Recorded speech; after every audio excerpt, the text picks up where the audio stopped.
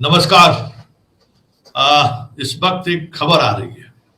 वैसे खबर दोपहर को ही आई थी, लेकिन भारत सरकार की चुप्पी के बाद लगा कि इस खबर पे चर्चा होनी चाहिए कि आखिर बात सोना बेचने की है।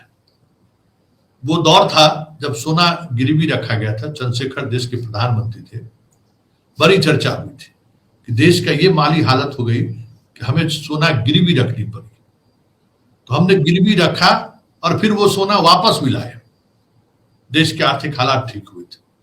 लेकिन देश के इतिहास में कहा जा रहा है कि पहली बार सोना हम बेचने पर मजबूर हुए हैं। वो भी 1, 2, 4, 5, 10, 20, 50 किलो, 100 किलो, 200 किलो नहीं। जितनी बड़ी राशि में सोना बेची गई है वो कल्पना से परे की बात है। मतलब देश की पूरी इकोनॉमी वेंटिलेटर पर अंतिम सांसें ले लेंगे, कह सकते हैं। ये 5 महीने के चुनाव के दौरान जो अनदेखी की गई, चुनाव जीतने को लेकर पेट्रोल, डीजल, गैस का जो दाम में बढ़ोतरी हुई और उस दौरान जो सरकार ने चुप्पी साधे रखी, हमें लगता है कि उसका भी एक बड़ा असर है। हम युद्ध को लेकर तैयार ही नहीं हो पाए। अब जो स्थिति है सामने है। मीडिया रिपोर्ट में ये खबर आई है, लेकिन उस रिपोर्ट के आने के बावजूद भी रिजर्व बैंक या भारत सरकार के वित्त विभाग या किसी मंत्रालय ने अभी तक खंडन नहीं किया है कि देश सोना बेचा नहीं है। हम सीधे चलेंगे अभिषेक जी के साथ दिल्ली। अभिषेक जी इस खबर पर अपडेट है और लगातार इस खबर पर सोशल मीडिया पर क्या चल रहा है, आरबीआई क्या कुछ कहने की स्थिति में है या नहीं है, वर्ल्ड लेवल पर, भारत लेवल पर जो इकोनॉमिक्स है उनका क्या कहना है, सीधे जानने के लिए चलेंगे दिल्ली अभिषेक जी के पास। सवाल कर लेते हैं। अभिषेक जी, क्या है खबर? दिल्ली पूरा गर्मा गई है। संतोष जी, बड़ी खबर यह आ रही है कि रिजर्व बैंक ने अपने इतिहास में पहली बार अपना गोल्ड रिजर्व बेचा है। और गोल्ड रिजर्व भी कोई 50-100 करोड़ का नहीं बेचा है, 12 अरब डॉलर का, 12 बिलियन डॉलर का गोल्ड रिजर्व बेचा है। 12 बिलियन डॉलर एक मामूली रकम नहीं होती है, बहुत बड़ी रकम होती है। 12 अरब डॉलर का गोल्ड रिजर्व बेचने का मतलब है कि रिजर्व बैंक इस देश के आर्थिक हालात को लेकर इतना मजबूर हो गया है कि अब उसके सामने कोई चारा नहीं है। एक दौर में जब सोना सिर्फ बैंक ऑफ इंग्लैंड के पास गिरवी रखा गया था, तब पूरे देश में भूचाल आ गया था। लोग प्रधानमंत्री पर एक अफवाह चल गई कि प्रधानमंत्री नहीं सोना बेच करके खा गया। कुछ सोना चंद्रशेखर के कार्यकाल में, कुछ नरसिम्हा राव के शुरुआती दौर में गिरवी रखा गया था बैंक ऑफ इंग्लैंड में, जो बाद में बैलेंस ऑफ पेमेंट क्राइसिस सुधरने के बाद वापस मंगा लिया गया था। लेकिन आज इतनी खराब नौबत आ जाएगी। मैं आप ही से जानना चाहता हूं संतोष जी, आपने कभी सोचा था कि रिजर्व बैंक जो इस देश की थाती है, इस देश की संपत्ति की, वो रिजर्व बैंक अपना गोल्ड रिजर्व बेचने पर मजबूर हो जाए और मार्केट से डॉलर खरीदने के लिए गोल्ड रिजर्व बेचा जाए? ये स्थितियां तो बहुत खतरनाक है। सरकार बोल नहीं रही है, लेकिन सिर्फ मई महीने के दरमियान जो ब्लूमबर्ग की रिपोर्ट आई है, वो ब्लूमबर्ग की रिपोर्ट कर रही है कि मई महीने के दरमियान ही 12 बिलियन डॉलर का सोना बेच दिया गया। रिजर्व बैंक के पास किस तरह की संपत्ति होती है वो दर्शकों को जानना जरूरी है। एक बैंक का सीआरआर होता है। सभी बैंकों का एक सेंट्रल बैंक है, एक तरह से कंट्रोलिंग अथॉरिटी है, चाहे सरकारी बैंक हो, प्राइवेट बैंक हो, ग्रामीण बैंक हो, सबकी कंट्रोलिंग अथॉरिटी है। रिजर्व बैंक के पास बैंकों का सीआरआर होता है, कैश रिजर्व रेशियो। वो repo rate, reverse repo rate को भी तय करता है। इसके अलावा रिजर्व बैंक के पास कुछ सरकार के बॉन्ड होते हैं। इसके अलावा रिजर्व बैंक के पास गोल्ड रिजर्व होता है, 2 तरह का गोल्ड। एक गोल्ड जो रिजर्व बैंक खरीद के रखता है आपात स्थितियों के लिए, कि गिरवी रखना पड़ जाए या कुछ हो जाए तो उसके लिए। और एक होता है कि जैसे कस्टम के लोग कहीं जब्त करते हैं, कहीं से जो चोरी का सोना पकड़ा जाता है, जो स्मगलिंग करके आता है, वो भी चला जाता है रिजर्व बैंक के पास, तो कन्फिस्केटेड गोल्ड भी होता है। 91 में जब गिरवी भी रखा गया था तो रिजर्व बैंक की तरफ से एक बयान आया कि हमने अपना रिजर्व नहीं रखा है, जो उसके पास रिजर्व है वो नहीं रखा है, जो जब्ती का सोना है वही हमने गिरवी रखा है। लेकिन बेचने की बात कोई कल्पना से परे है सर। आप सोच नहीं सकते कि इस देश की आर्थिक स्थिति कितनी खराब हो गई है कि डॉलर खरीदने के लिए, जैसे गांव में होता है कि किसी जमींदार की हवेली बहुत जर्जर हो गई है, मेंटेन कराने की स्थिति में नहीं है, उस जमींदार के घर में लड़की की शादी करनी है, पैसा नहीं है, खाने पर आफत है, तब जाकर घर के महिलाएं सुनार के दुकान में जाती है और वहां पर अपने घर का गहना गिरवी रखती है। बेचने की नौबत भी गांव में तभी आती है या जमीन को भी गिरवी रखा जाता है। लेकिन ये बेचने की नौबत आ गई, इसका साफ मतलब है कि बैलेंस ऑफ पेमेंट क्राइसिस बहुत ही खराब दौर में है। वो क्राइसिस अब फिलहाल दूसरे किसी माध्यम से सुधर नहीं सकता है। सवाल यह है कि रिजर्व बैंक की इस गोल्ड की अब भरपाई कैसे होगी, क्योंकि ये स्थिति तो एक दिन में सुधरनी नहीं है। अगर 10 दिन में, 1 महीने में सुधरनी होती तो सरकार फिर से गिरवी रख देती किसी इंटरनेशनल बैंक के पास, IMF के पास, वर्ल्ड बैंक के पास, या किसी दूसरे देश के बैंक के पास, अमेरिका के किसी बैंक के पास, और उससे गोल्ड वो डॉलर ले लेती। लेकिन यहां ओपन मार्केट में डॉलर के लिए बेचना क्या खराब स्थिति है, और ये खराब स्थिति क्यों है, जरा इस पर नजर डालिए। तो सबसे ज्यादा विचित्र स्थिति तब दिखाई देती है संतोष जी, मैं देख रहा था आंकड़ों को कि दुनिया में किसी भी देश में मनी जनरेट करने का काम, कैपिटल जनरेट करने का काम कौन करता है?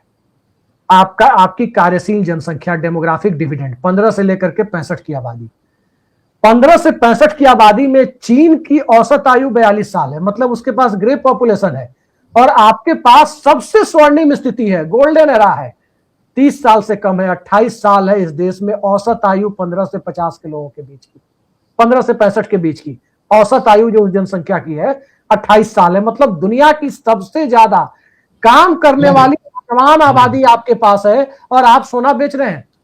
इसका सीधा मतलब है, ये कहने में कहीं कोई दो राय नहीं है कि आपकी आर्थिक नीति फेल है। आप 12 सालों से देश की जनता को मूर्ख बना रहे हैं। आप 12 सालों से सिर्फ चुनाव जीतने के लिए पैसा बांटकर जीतने का उपक्रम कर रहे हैं। कोई मैन्युफैक्चरिंग यूनिट नहीं लग रही है, कोई रोजगार के साधन क्रिएट नहीं कर रहे हैं, कोई जनता की क्रय शक्ति नहीं बढ़ रही है। पैसा लो, घर में आराम करो, इससे ही आपने पूरी एक मिनट आपको रोकना चाहेंगे कि ये जो क्राइसिस है, इस क्राइसिस में स्टेट का, मतलब जो राज्य सरकारें हैं, उनकी क्या स्थिति होने वाली है? देखिए, राज्य सरकारों की स्थिति तो ज्यादातर की, खास करके कंज्यूमर स्टेट की स्थिति, दो तरह के स्टेट GST के समय चर्चा किए गए। प्रोड्यूसर स्टेट जिन्हें कहा गया, जहां कुछ कम से कम मैन्युफैक्चरिंग होती है, जैसे महाराष्ट्र हो गया, थोड़ा बहुत गुजरात का इलाका, तमिलनाडु का इलाका तो है ही। इन सब राज्यों को कहा गया कि प्रोड्यूसर स्टेट है। अभिषेक जी, लेकिन जो कंज्यूमर स्टेट है, बिहार, यूपी जैसे स्टेट, उनकी वित्तीय स्थिति पहले से खराब है। अब सवाल यह है कि इस बार तो जाके 12,000 करोड़ रुपए सम्राट चौधरी की सरकार मांग करके ले आई है लोन रिजर्व बैंक से। अगले महीने से वो लोन कैसे देगा, ये एक बड़ा सवाल है। क्या लोन लेने के लिए बैंकों पर CRR बढ़ाया जाएगा कि 1.5% कैश रिजर्व रेशियो और ज्यादा हमारे पास रखो? मान लीजिए कि CRR अगर 15% है, तो CRR का मतलब क्या हुआ? कैश रिजर्व रेशियो, यानी किसी बैंक की संपत्ति अगर 1 लाख करोड़ है तो उसको अपनी 15% संपत्ति रिजर्व बैंक के पास रखनी होगी। यही होता है CRR का मतलब। रिजर्व बैंक उतना इसलिए रखता है ताकि बैंकों को कंट्रोल करने में आसान हो। अब सवाल है कि रिजर्व बैंक वो तो कोई पैसा पैदा करता नहीं है, वो तो आपका हमारा खाता खोलता नहीं है, वो पैसा कहां से देगा? वो इन्हीं बैंकों से लेता है, चाहे सरकारी हो या प्राइवेट हो या ग्रामीण बैंक हो। अब सवाल यह है कि रिजर्व बैंक फिर बैंकों पे दबाव बढ़ाएगा। राज्य सरकारें कटोरा लेके पैसा मांगने पहुंचेंगी तो उसके पास तो कोई कारू का खजाना तो नहीं है ना, या सोना बेच के राज्य सरकारों को तो नहीं देगी वो तो बैलेंस ऑफ पेमेंट क्राइसिस चूंकि इंस्टेंट है, तत्काल करना है, कोई चारा नहीं है। हमें तो लगता है कि कहीं ऐसी नौबत, अब धीरे धीरे खुलासा होगा इसका, ऐसी नौबत तो नहीं है कि कोई व्यक्ति गिरवी लेने के लिए भी तैयार नहीं है। कोई बैंक, कोई अंतरराष्ट्रीय बैंकिंग संस्था इंडिया के गोल्ड को कहीं ऐसा तो नहीं कि गिरवी लेने के लिए भी तैयार नहीं है कि ये तो ऑलरेडी एक डूबा हुआ चेक है, इसको कौन उठाएगा? पैसा भी रिटर्न नहीं होगा आसानी से, सोना ही रखना पड़ेगा घर में। ये स्थिति तो नहीं आ गई है, क्योंकि इस पर तो कोई कुछ बोल नहीं रहा है। सवाल यह है कि अब राज्य सरकारों को पैसा लेने के लिए फिर बैंकों पे दबाव बनाएगी रिजर्व बैंक। अगर राज्य सरकारें कटोरा लेके पहुंचेंगी तब उनको कहेगी कि अच्छा CRR आपका, मान लीजिए, मुझे पता नहीं है CRR कितना है, देखना पड़ेगा आंकड़ा, लेकिन CRR मान लीजिए कि अगर 15%, तो कहेगी चलिए अब 17% कीजिए, 2% और पैसा सारे बैंक हमारे पास रखिए। अब फिर वही पैसा बांटेगी राज्य सरकारों को। मतलब आप कह सकते हैं कि यह देश जो है आर्थिक आपातकाल की तरफ बढ़ चला है। आर्टिकल 352 आर्थिक आपातकाल अभी तक इम्पोज नहीं किया गया है देश में कभी भी। हो सकता है कि आने वाले समय में प्रधानमंत्री राष्ट्र के नाम संदेश देते हुए इस हालात का ऐलान करें, और सबका ठीकरा भक्तों के माध्यम से बताने की कोशिश होगी कि ईरान में जो युद्ध हुआ है उसी वजह से है। अरे इसके पहले भी खाड़ी युद्ध हुआ था 90-91 में, एयरलिफ्ट नाम की जो फिल्म बनी थी वो आपने देखी होगी, उसी पर हुआ था। इसके पहले भी 2003 में खाड़ी युद्ध हुआ, इसके पहले भी अफगानिस्तान में युद्ध हुआ है, कहां युद्ध नहीं हुआ है, वियतनाम युद्ध हुआ है। वो एक तात्कालिक कारण है कि आपकी बिल्डिंग जर्जर हो चुकी थी, जो रिक्टर स्केल पर 2 और 3 वाले भूकंप से भी गिरने वाली थी। आमतौर पर जब तक 6.5-7 का भूकंप नहीं आता है तब तक ढंग का मकान नहीं गिरता है, लेकिन आपका मकान इतना जर्जर हो चुका है कि अगर सिर्फ हल्का सा भी आता है 2 और 3 रिक्टर स्केल वाला भूकंप, जो जल्दी पता नहीं चलता है, उसमें भी मकान गिरने लगती है। जी, मतलब भवन गिरने वाली स्थिति में आ गई है। और क्या कहा जाए इसके बारे में, कोई उपयुक्त शब्द नहीं पता चल पा रहा है क्या दिया जाए इसको, क्योंकि कोई भी आदमी से समझ सकता है कि रिजर्व बैंक अपने इतिहास में पहली बार गोल्ड को मॉर्टगेज करने की जगह बेचने की स्थिति में आ गया, तो हालात कितने खराब है। चलिए, बहुत बहुत धन्यवाद अभिषेक जी। तो ये हमारे साथ अभिषेक जी थे दिल्ली से। एक बात तो तय है कि सोना बेचने की जो खबर है, उस खबर को लेकर अभी तक सरकार की तरफ से ऑफिशियल कोई खंडन नहीं आया है, और अगर सोना बेची गई है तो तय मानिए कि चंद दिनों के अंदर इस देश में आर्थिक आपातकाल घोषित हो जाए तो कोई बड़ी बात नहीं होगी। देख ही रहे हैं बिहार की स्थिति,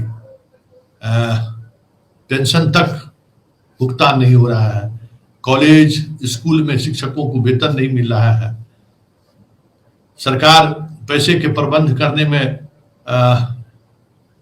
अलग अलग टैक्स लगाने पर सोच रहा है, जमीन से लेके सभी चीजों में टैक्स बढ़ाने की बात कर रही है।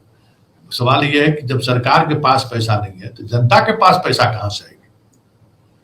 मतलब जितना रेवड़ी बांटे है ना, उस सारे रेवड़ी का अब फलाफल सामने आ गया है।